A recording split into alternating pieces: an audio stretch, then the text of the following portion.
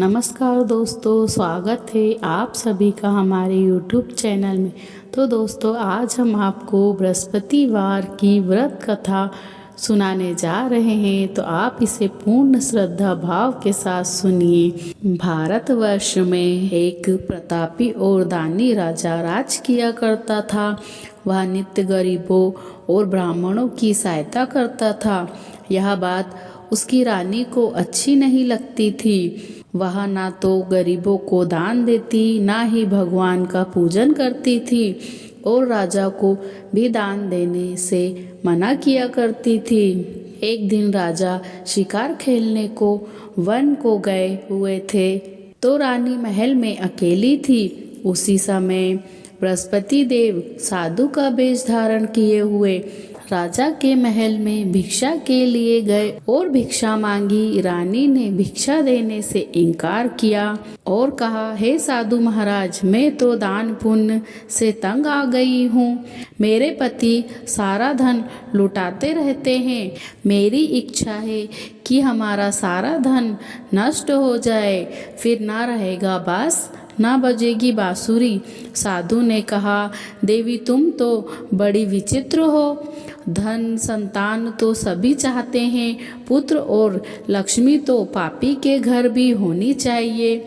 यदि तुम्हारे पास अधिक धन है तो भूखों को भोजन दो, प्यासे के लिए प्याऊ बनवाओ, मुसाफिरों के लिए धर्मशाला खुलवाओ। जो निर्धन अपनी कुंवारी कन्याओं का विवाह नहीं कर सकता, उसका विवाह करा दो। ऐसे और कई काम हैं जिसके करने से तुम्हारा यश लोक परलोक में फैलेगा। परंतु रानी पर उपदेश का कोई प्रभाव न पड़ा। वह बोली, महाराज आप तो मुझे कुछ न समझाएं। मैं ऐसा धन नहीं चाहती जो हर जगह बांटती फिरूं। साधु ने उत्तर दिया, यदि तुम्हारी ऐसी इच्छा है तो तथास्तु। तुम ऐसा करना कि बृहस्पतिवार को घर लीपकर पीली मिट्टी से अपना सर धोना, स्नान करना, भट्टी चढ़ाकर कपड़े धोना। ऐसा करने से आपका सारा धन नष्ट हो जाएगा। इतना कहकर साधु महाराज अंतर्ध्यान हो गए। साधु के अनुसार कई बातों को पूरा करते हुए रानी को केवल 3 बृहस्पतिवार ही बीते हुए थे कि उसकी समस्त धन संपत्ति नष्ट हो गई। भोजन के लिए राजा का परिवार तरसने लगा। तब एक दिन राजा ने रानी से बोला कि हे रानी, तुम यही रहो, मैं दूसरे देश में जाता हूँ कि यहाँ पर सभी लोग मुझे जानते हैं, इसलिए मैं कोई छोटा कार्य नहीं कर सकता।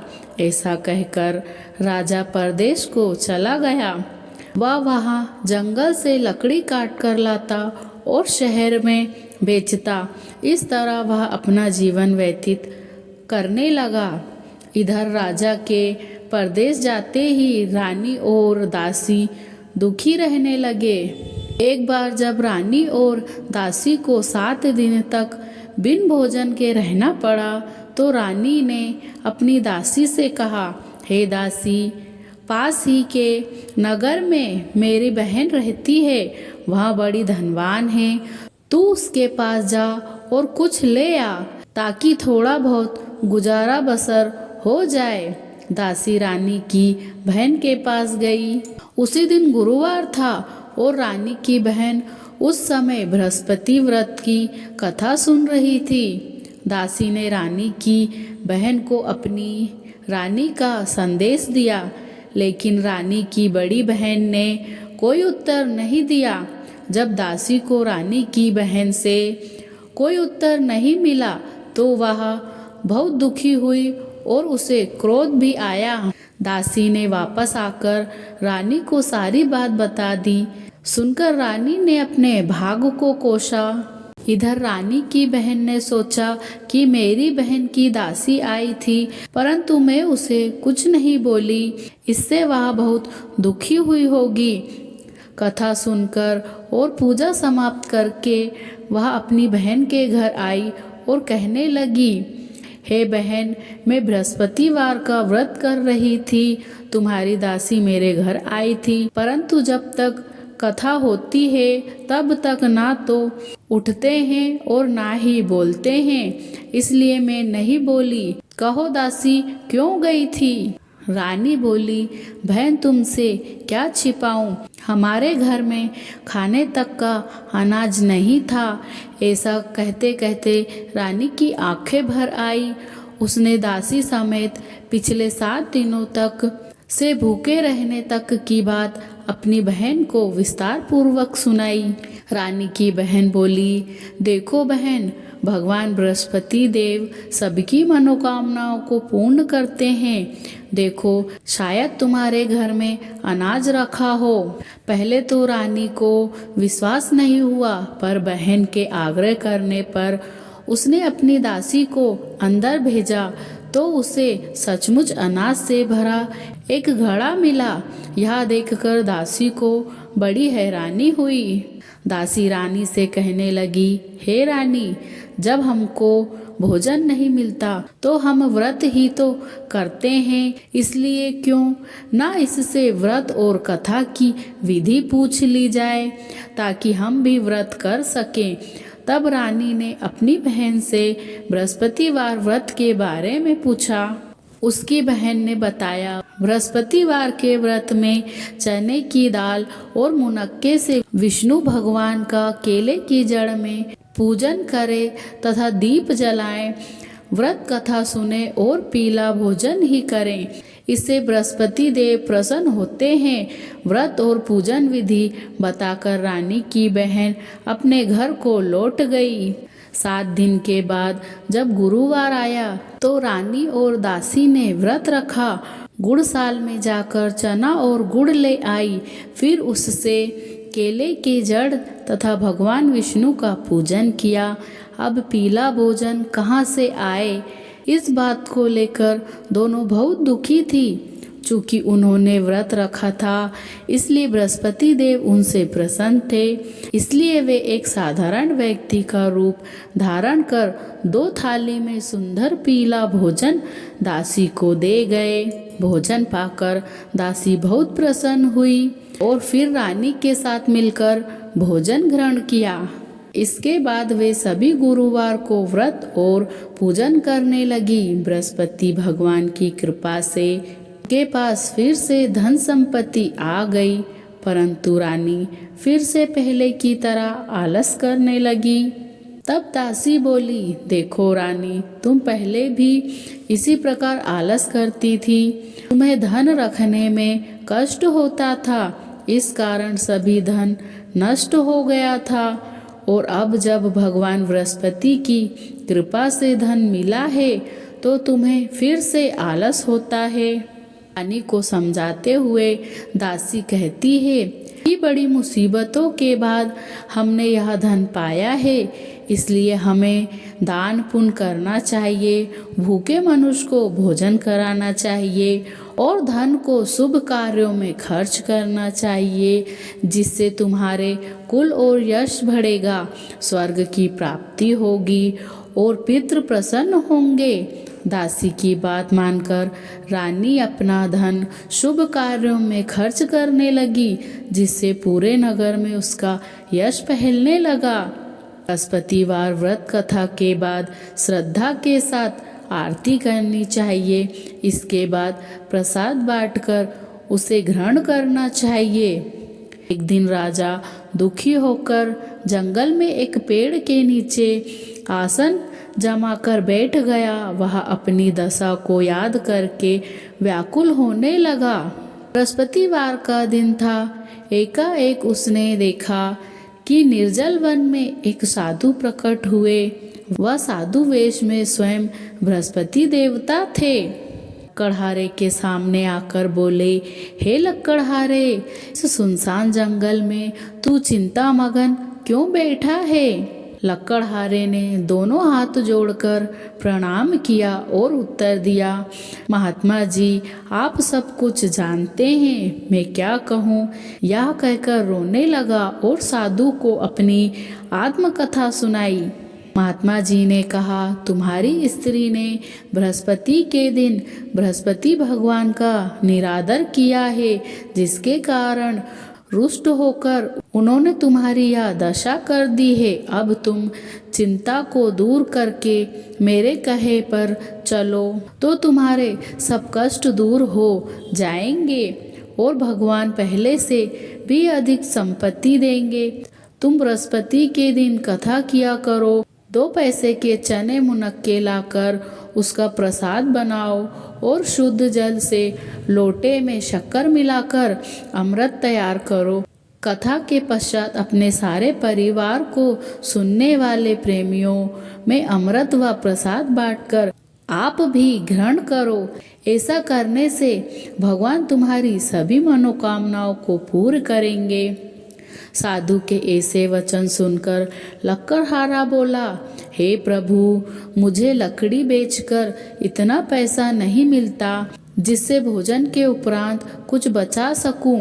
मैंने रात्रि में अपनी स्त्री को व्याकुल देखा है। मेरे पास कुछ भी नहीं है जिससे मैं उसकी खबर मांग सकूं। साधु ने कहा, हे लक्कड़हारे, तुम किसी बात की चिंता मत करो। बृहस्पति के दिन तुम रोज की तरह लकड़ी लेकर शहर को जाओ। तुमको रोज से दुगना धन प्राप्त होगा, जिससे तुम भली भांति भोजन कर लोगे तथा बृहस्पति की पूजन का सामान भी आ जाएगा। इतना कहकर साधु अंतर्ध्यान हो गए। धीरे धीरे समय व्यतीत होने पर फिर वही बृहस्पतिवार का दिन आया। लक्कड़हारा जंगल से लकड़ी काटकर शहर में बेचने गया। तो उस दिन और दिन से अधिक पैसा मिला। राजा ने चना गुड़ आदि लाकर गुरुवार का व्रत किया। उस दिन से उसके सभी कलेश दूर हुए। परंतु जब दोबारा गुरुवार का दिन आया तो बृहस्पतिवार का व्रत करना भूल गया। इस कारण बृहस्पति भगवान नाराज हो गए। दिन उस नगर के राजा ने विशाल यज्ञ का आयोजन किया तथा शहर में यह घोषणा करा दी कि कोई भी मनुष्य अपने घर में भोजन ना बनवाए, ना आग जलावे। समस्त जन मेरे यहाँ भोजन करने आवे। इस आज्ञा को जो ना मानेगा उसे फांसी की सजा दी जाएगी। इस तरह की घोषणा संपूर्ण नगर में करा दी गई। राजा की आज्ञा के अनुसार शहर के सभी लोग भोजन करने गए, लेकिन लक्कड़हारा कुछ देर से पहुंचा, इसलिए राजा उसको अपने साथ घर लिवा ले गए और ले जाकर भोजन करा रहे थे तो रानी की दृष्टि उस कुंडी पर पड़ी जिस पर उसका हार लटका हुआ था। वह वहाँ पर दिखाई नहीं दिया। रानी ने निश्चय किया, मेरा हार इस मनुष्य ने ही चुरा लिया है। उसी समय सिपाहियों को बुलाकर उसको कारागार में डलवा दिया। जब लक्कड़हारा कारागार में पड़ गया और बहुत दुखी होकर विचार करने लगा कि ना जाने कौन से पूर्व जन्मों के कर्म से मुझे यह दुख प्राप्त हुआ है, और उसी साधु को याद करने लगा जो कि जंगल में मिला था। उसी समय तत्काल बृहस्पति देव साधु के रूप में प्रकट हुए और उसकी दशा को देखकर कहने लगे, अरे मूर्ख, तूने बृहस्पति देव की कथा नहीं करी, इस कारण तुझे दुख प्राप्त हुआ है। अब चिंता मत कर। बृहस्पतिवार के दिन कारागार के दरवाजे पर 4 पैसे पड़े मिलेंगे। उससे तू बृहस्पति देव का पूजन करना, तेरे सभी कष्ट दूर हो जाएंगे। बृहस्पति के दिन उसे 4 पैसे मिले। लक्कड़हारे ने कथा कही। उसी रात्रि को बृहस्पति देव ने उस नगर के राजा को स्वप्न में कहा, हे राजा, तूने जिस आदमी को कारागार में बंद कर दिया है वह निर्दोष है, वह राजा है, उसे छोड़ देना। रानी का हार उसी कुंडी पर लटका है। अगर तू ऐसा नहीं करेगा तो मैं तेरे सारे राज्य को नष्ट कर दूंगा। तरह रात के स्वप्न को देखकर राजा ने प्रातःकाल उठा और कुंडी पर हार देखकर लक्कड़हारे को बुलाकर क्षमा मांगी तथा लक्कड़हारे को योग सुंदर वस्त्र आभूषण देकर विदा किया। बृहस्पति देव की आज्ञा अनुसार लक्कड़हारा अपने नगर को चला गया। राजा जब अपने नगर के निकट पहुंचा तो उसे बड़ा आश्चर्य हुआ। नगर में पहले से अधिक बाग, तालाब, कुएं तथा बहुत सी धर्मशालाएं, मंदिर आदि बन गए हैं। राजा ने पूछा, यह किसका बाग और धर्मशाला है? तब नगर के सभी लोग कहने लगे, यह रानी और बांदी के हैं। तो राजा को आश्चर्य हुआ, गुस्सा भी आया।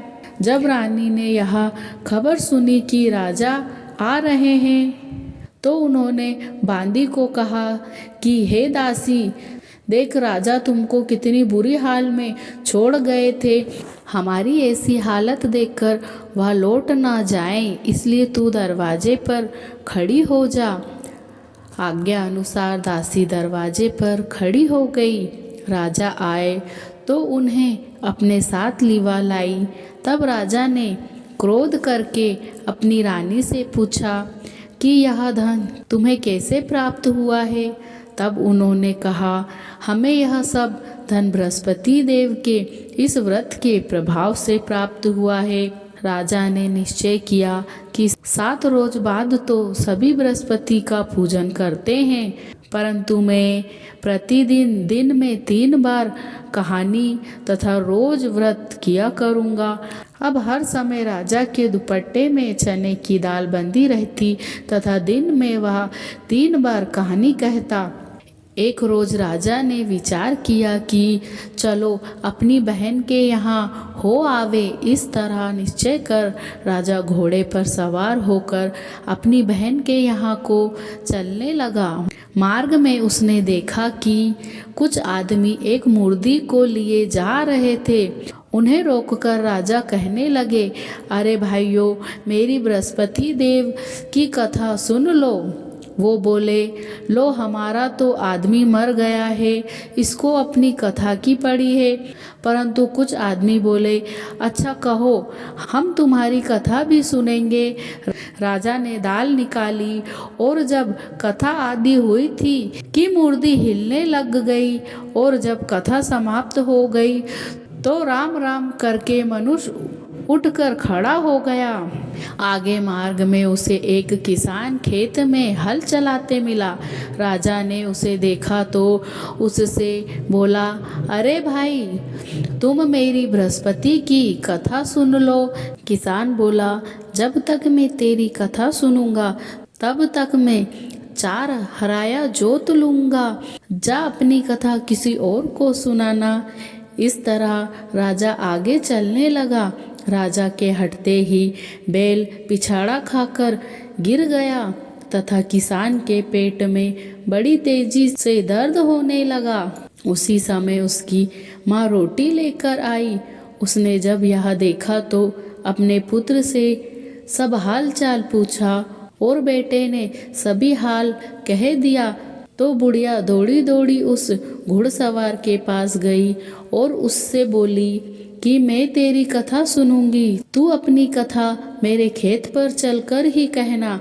राजा ने बुढ़िया के खेत पर जाकर कथा कही, जिससे सुनते ही वह बैल उठ खड़ा हुआ तथा किसान के पेट का दर्द भी बंद हो गया। राजा अपने बहन के घर पहुंचा। बहन ने भाई की खूब मेहमान नवाजी की। दूसरे रोज प्रातःकाल राजा जगा तो वह देखने लगा कि सब लोग भोजन कर रहे हैं। राजा ने अपनी बहन से कहा, ऐसा कोई मनुष्य है जिसने भोजन नहीं किया?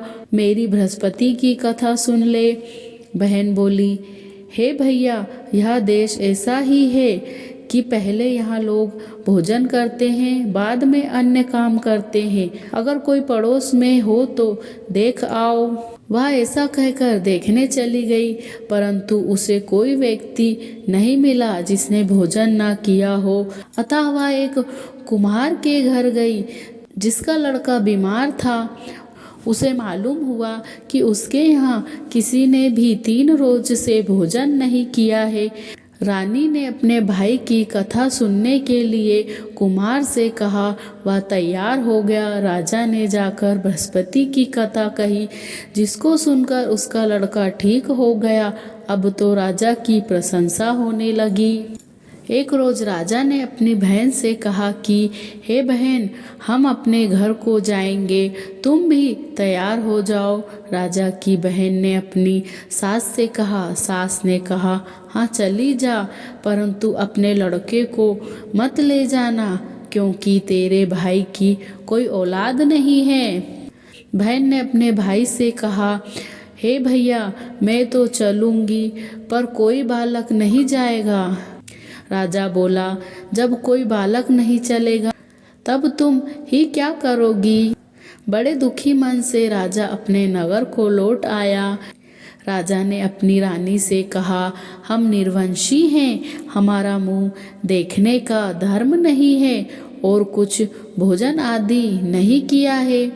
रानी बोली, हे प्रभु, बृहस्पति देव ने हमें सब कुछ दिया है, वह हमें औलाद अवश्य देंगे।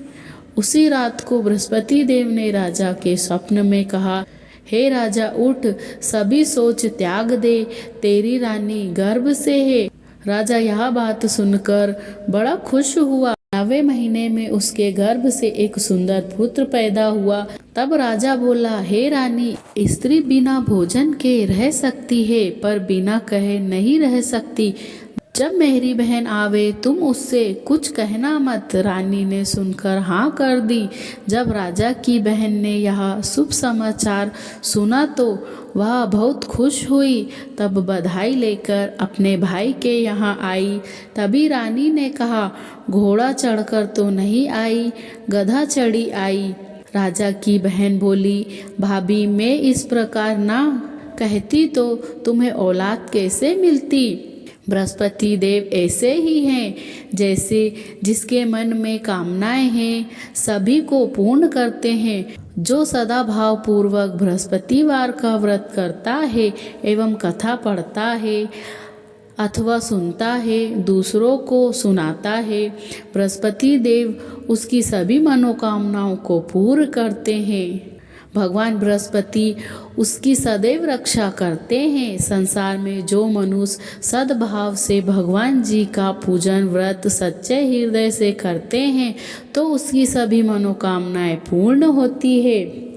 जैसी सच्ची भावना से रानी और राजा ने उनकी कथा का गुणगान किया तो उसकी सभी इच्छाएं बृहस्पति देव जी ने पूर्ण की थी। इसलिए पूर्ण कथा सुनने के बाद प्रसाद लेकर जाना चाहिए। हृदय से उसका मनन करते हुए जयकारा बोलना चाहिए। बोलो बृहस्पति भगवान की जय, भगवान विष्णु की जय। तो दोस्तों, हमारे द्वारा सुनाई गई बृहस्पति भगवान की व्रत कथा अगर आपको अच्छी लगी हो तो हमारे चैनल को सब्सक्राइब कर बेल आइकन को प्रेस कर दीजिएगा।